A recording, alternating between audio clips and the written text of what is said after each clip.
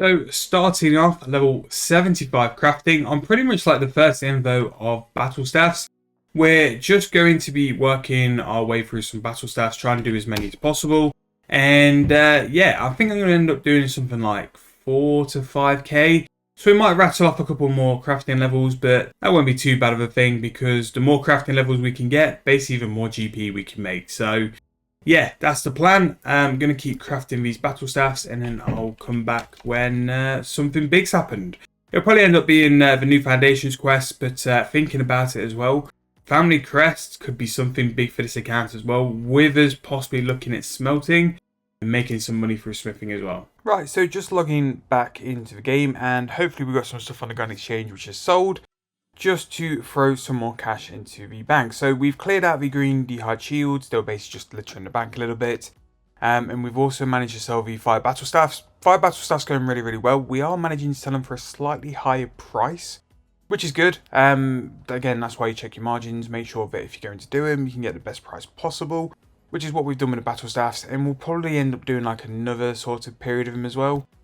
Just because they are probably the best method for me currently, with the kind of limited cash I've got and with how much they're going to make me as well, with a relatively quick speed. I think 5 battle staffs at a minute was working out something like 5 mil per hour, which coming straight from free to play is such an upgrade. I mean, all the methods we did do were great, the gold bars, the emerald necklaces, the rune arrowheads, but they weren't quick GP per hour. They were a little bit grindy. So for us to move straight into pay to play, get something like the 5 battle staffs is a huge upgrade.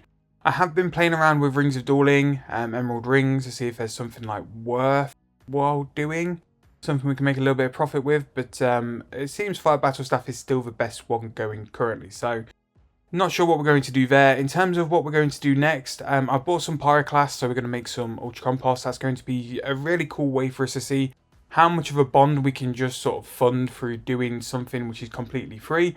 All you need to do is buy the Infernus pyroclast, throw it in a compost bin, and then every sort of 24 hours or whenever you go, collect the compost, and then you go from there.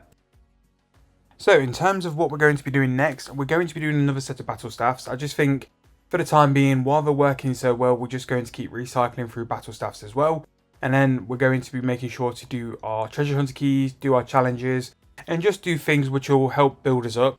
The really good thing about daily challenges, especially in sort of the member side, because you're going to get the treasure hunter key, you're training other skills as well. So from when we finish this bond, we'll be able to have had so much extra total levels added on just by going out and doing the daily challenges per day, because it's going to reward us. So what we're going to go and do now, bit of a quick speed run to go and do all of our challenges.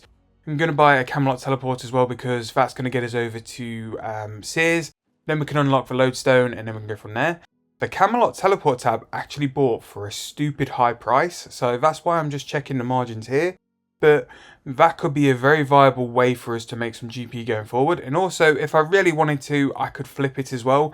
I think because we made so much GP flipping in season 1, I'm going to sort of hold off from it and stay away from it and just go down the route of pure money making for this season anyway. So as you see, 21.4 mil, we've got enough to play with. I am kind of happy we did do that set of arrowheads before hopping into members, because I think just because we've got a little bit of cash to play with, it's going to make the process a lot quicker to get going. And because of that, we'll just accelerate further into the different levels of money making as well, which will be really nice. So what I'm going to do, I'll come back when we're sort of at the end of the daily challenges and then we'll go from there. One thing I must add though, the treasure hunter promo with the phoenix wings and the dark wings is one of the best looking promos I've seen. And depending on how well we get on with like the challenges and stuff, if we can get enough sigils to buy one of those wings, we are doing it. Also, really important item I thought to buy before going to Runespan. A, because it's going to save me a lot of time, and B, because it is so useful, is actually the Wicked Hood. Managed to pick the Wicked Hood from Tam McGrubber, and we're just going to go and do our challenge here at Runespan, and a little bit of Runespan points, and a little bit of AFK runecrafting. So, a little cheeky 4-room crafting from that, and that is us ticking off our challenges. I think we've got a thieving one. We're going to go to Lumbridge Combat Academy and go and do that. Really good thing about thieving now is that even like low pocket thieving is AFK. You pretty much just go to pickpocket once and you'll keep pickpocketing until you're stunned, because you failed a pickpocket, but it just means it's like nice and easy now. You don't have to go and spam the man or woman. you can just sort of AFK it. The Slayer one, we just used a token, a skipping token for that, because no one's got time to go and do Slayer. So yeah, we're going to finish this and get the thieving one, and then we can hopefully go and do our keys. These are going to be important little block builders as well. The keys are going to help us because they're going to give us rewards, lamps, ways for us to flesh the account out in terms of levels. We do need to pick a couple of skills to sort of focus lamps and stars on, which I think when we get to it, we'll pick them out. I think for the time being, the moneymakers are where the lamps are going to be. So your herb lore, your smithing, maybe construction, all these skills are going to be where we're going to throw the lamps on. And then after that, once we've sort of got skills to where we need them to be, that's when we'll start picking things out like div, necromancy, archaeology, long-term skills, which will make us money in a longer term, will be the ones we'll then go and pick. So for the time being, we'll use it on skills which are needed, and we'll come back once we've finished this challenge. So that is the challenges completed. So a couple of levels there. We got level 3 Slayer, level 5 rune crafting, and we also got a thieving level as well, which is pretty nice. But really the most important thing is the keys. So the promo was pretty good, and we hit pretty big as well to start with. 3 gigantic prismatic lamps, which this account has been very lucky with. It's done pretty well in terms of like lamps and rewards. We've got a spare amount of oddments to buy a key, so we'll buy an extra key because we've got a ×4 multiplier as well. Even if it's something like small lamps, it will benefit us in the long run anyway. So there we go, some small stars from that. And we also get the sigil for the wings. I think, in my opinion, for the account, the best one is to go with the multiplier one, to go with the Phoenix, and probably get the Phoenix wings. But in my opinion, the dark wings do look better. So we're going more for account progression. We're going to go with the Phoenix, and I'm hoping by the end of this promo we'll be able to get the Phoenix wings.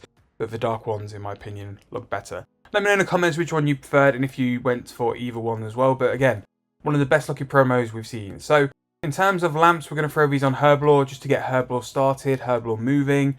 It just means we can just go straight to something like, hopefully we get straight into like prayer potions or super attacks or just something else to do that as well. So herb lore starting off, and you'll definitely see herb lore involved in the later episodes, but it's pretty decent. Level 12 gives you the ability to do the dig site.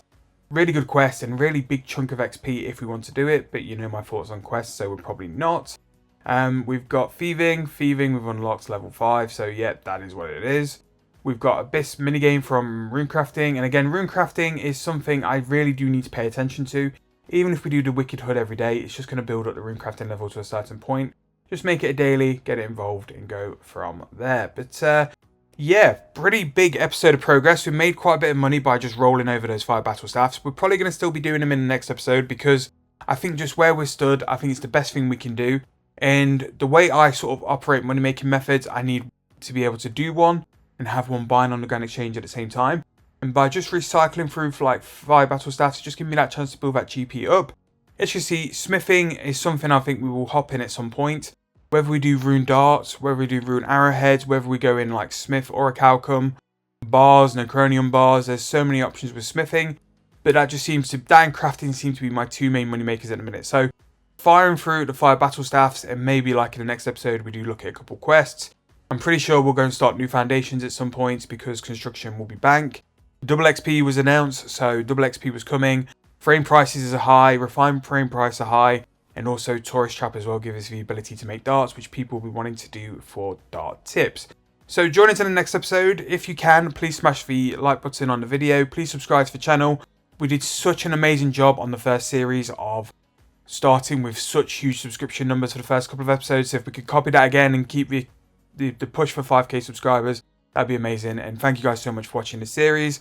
Any suggestions, drop them in the comments and we'll make sure to reply or implement them into the video if you want them to. Thank you for watching once again, and I'll see you guys very soon in the next video.